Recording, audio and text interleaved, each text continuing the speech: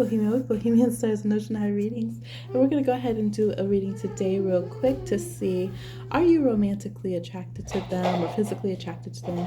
Let's just get to the bottom of it. Sometimes we need to be honest with ourselves. I know certain signs, looking at us Pisces, we don't really realize it sometimes. We either right away know or we're clueless. And people are telling us, and we're like, no, I'm not. 6 months later, then you figure it out, okay? So if you're just wanting to know if you're over someone or not, or if you're interested or not, you felt you're getting a crush, oh my goodness, we're gonna go ahead and see here. We have 4 options. We have a seashell, we have garnet here, we have a labradorite, so beautiful, and we have peach moonstone. So go ahead and pick, and I'll see you on your timestamp. All right, for those of you who chose the seashell here, are you romantically interested in them? We have the Ace of Swords reversed. 2, we have the King of Swords. And we have the Lovers here. So I feel like here this is a no. This is more friend zone. This is, even if you're like, I am kind of obsessed with them right now, I want information, or I'm just kind of like seeing what's going on, what happened in this connection. It's really, really, really leaning more towards I'm friend zoning them, I'm putting all the facts together, I'm realizing what I don't want in the connection. All right, we have sad reverse here. So this is more like maybe you're just coming to terms with the fact that you're not actually attracted to this person, especially if they're an air sign. There's air everywhere. If you are Gemini, Libra, Aquarius energy, maybe your Venus, Mercury, Moon, or theirs, or their Mars or something. But this is saying overall you're just trying to maybe let yourself down easily, or let the other person down easily, because you're realizing that it doesn't really match up. You're not fully interested, and it doesn't look like it's like a long-term applicable relationship. It's not something that really makes sense to choose, is the vibe. And maybe you're just letting yourself down softly, okay? So that's what I'm seeing. Like, share, subscribe, and comment, and I'll talk to you again on another one. Bye. All right, let's see. For those who chose Peach Moonstone, are you romantically attracted to this person, physically attracted to them? Let's see. We have the Queen of Wands reverse. We have the Justice card, and we have the 9 of Cups reverse. So it's interesting because it's like something in you wants to be drawn to this person. It's almost like you think it's only fair. It's only fair. Maybe other people told you to be attracted to this person, but at the same time, it's not what you want, because 9 of Cups is reversed. So some of you, maybe you don't want to be single. Some of you, it could have been that originally you were very drawn to them. However, you don't want to feel like the other party, so you're turning away from it because you feel like that's not what I want. I don't feel fulfilled. That hurts my feelings. My ego doesn't like that. It doesn't feel good. I don't like that this other person was involved at some point or is. So it could be something like that. There's also the dynamic here. Yeah, so it's like a yes, no. It's like it would be a yes, but this is in the way. So I think if you're in your own self-confidence, and I think if you realize every single thing can't go your way in the development of things, but if you also get some kind of solid connection and commitment from this person that they're not entertaining other people, then I think you could lean into a yes. If not, it might almost kind of be like this person becomes like a case that you take on, like a fix-it project or something, where it's like you wish they weren't so messy, or you wish they didn't have this like addictive issue, or you wish that they weren't like trying to talk to all these people. So some of you could be drawn towards them. You feel a higher potential for a connection, but that's all it is. There's just potential and like nothing else on the stepping stones to get there. And maybe you use caring for this person as a way to get closer to them. Like you're like, okay, I can tend to them when they call me drunk on Friday nights or whatever it is, or when they're dealing with this toxic partner. And that's kind of the end that you use to like get closer to them, is knowing that they're going to need to recuperate from breaking from a marriage partner or whatever it is. So yeah, some of you might use this in a very interesting way. I guess we could say the dynamic of getting closer to them. Some of you also might want to check with yourself and see, are you drawn to them because they're unavailable? That might be something you have to look at in this, because you know you won't be fulfilled, because you know that it won't go to a full partnership and will leave you like not having to fill out those stepping stones, and have to like actually be in a real connection. It will kind of feed that side of you that goes into rejection and jealousy and all those kind of things. So you might want to ask yourself that for this group if you are very, very drawn to them, but at the same time, it looks like that attraction isn't actually fully there. Sometimes it's more games of, oh, I'm rejected by this person, therefore I feel like I'm deserving of something. I think that happens to a lot of people where they'll start saying there's a karmic contract or a soulmate contract because they feel rejected by somebody. So this pal, you might also want to check with that. All right, now for some of you, again, there is this kind of like finish line aha moment. There is some kind of connection there, but is it worth trying to get closer to the person if internally you kind of actually don't want to? You're kind of over it and you don't want to be made out into who you're kind of being marketed to be. So if you hated how this reading sounded and you're like, oh, I don't like how any of this sounds, it doesn't resonate with who I want to be or how I want my relationship to be, then you might have to get justice for yourself then and get yourself a different relationship dynamic. Okay, I'm gonna stop there, but y'all get the point. So that's what I'm seeing about if you are interested and attracted to them or not. All right, like, share, subscribe, and comment, and I'll talk to you again on another one. Bye.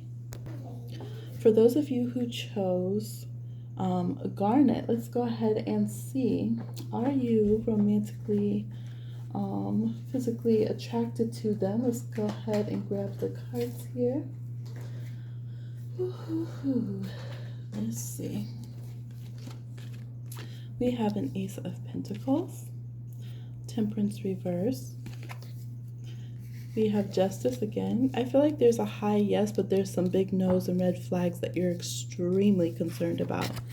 Like extremely. Now, some of you, if you're on the red flag side, your red flag could be that that you're geared towards them because of financial reasons. Maybe they're going to have some kind of inheritance or some kind of money. They went to a certain college or something, and so you want to date someone that has that kind of degree or whatever it is. So you could be your own red flag in this situation for some of you.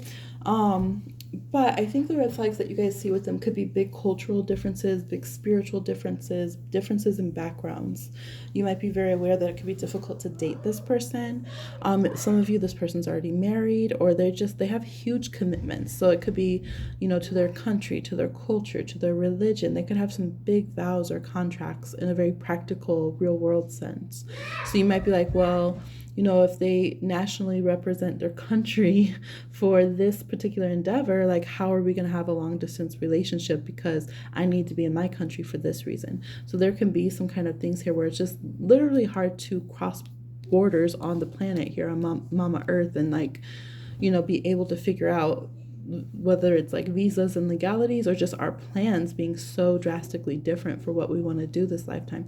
So I feel like there's big attraction, but I think you might, kind of get into that process a little bit. You might pull yourself out of allowing some beautiful alchemical connection, soul connection happen with them. And they also, because of just the practicalities of dating and what that will mean, I do feel like it could be one of those situations where, because the obstacles that you face can be so large, if you do get serious about each other, you're just going to know we're going to go all the way. Like, we're going to go from dating, we're immediately going to have that kind of promise ring engagement on the mind, and we're going to be thinking about down the road when we get married, because here we're going to end up two becoming one. Like, it's just going to happen because we have to overcome so many maybe enemies, so many different obstacles.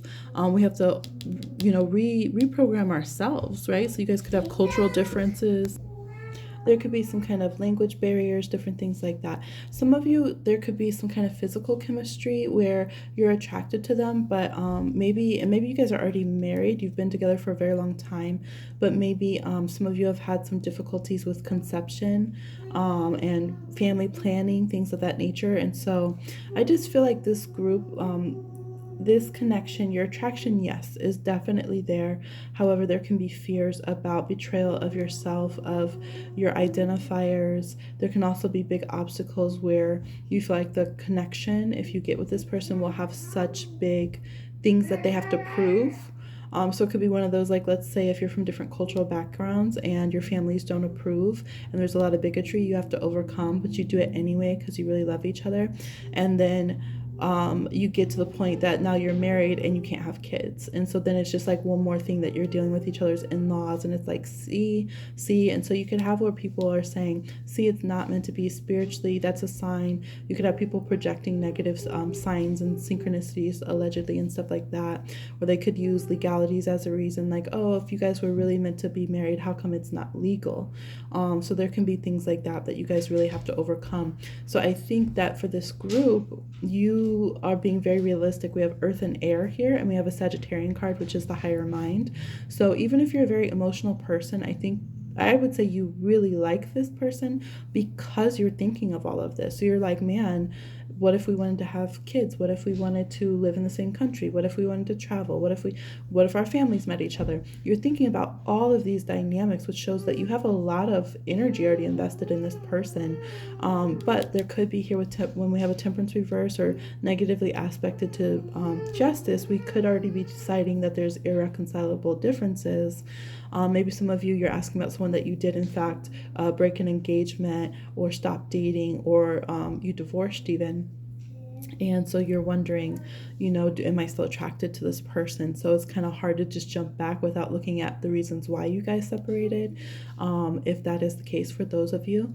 And to just get easily back into dating if these concerns have not been fixed. And I think here with Temperance Reverse, they're very real world concerns and they haven't been fully addressed yet, okay?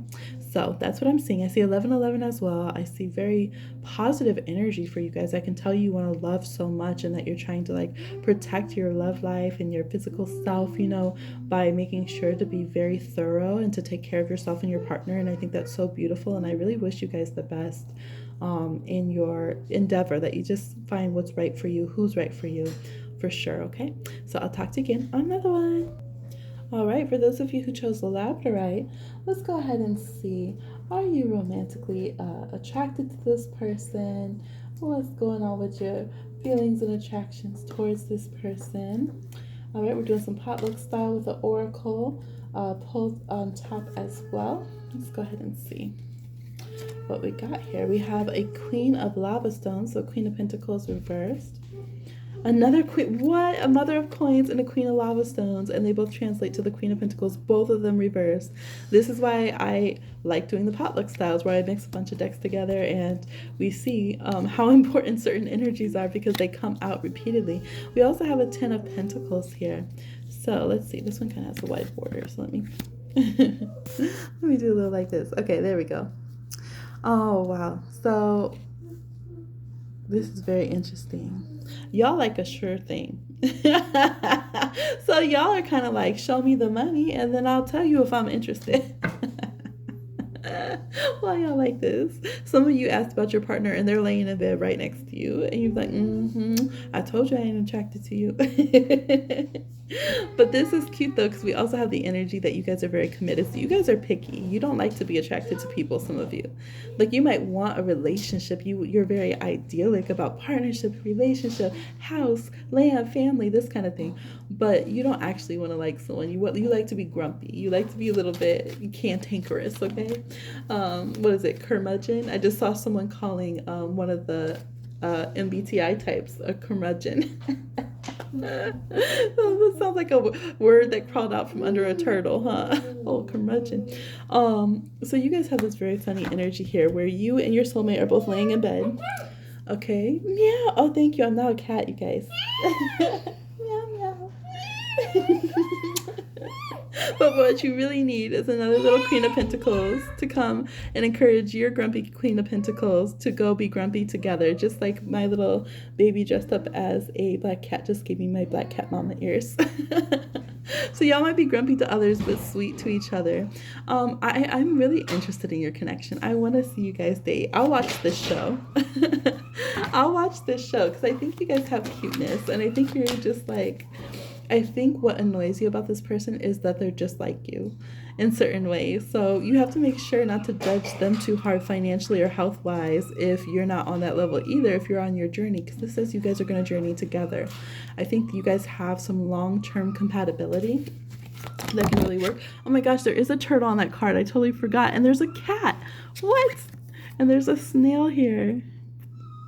and an owl.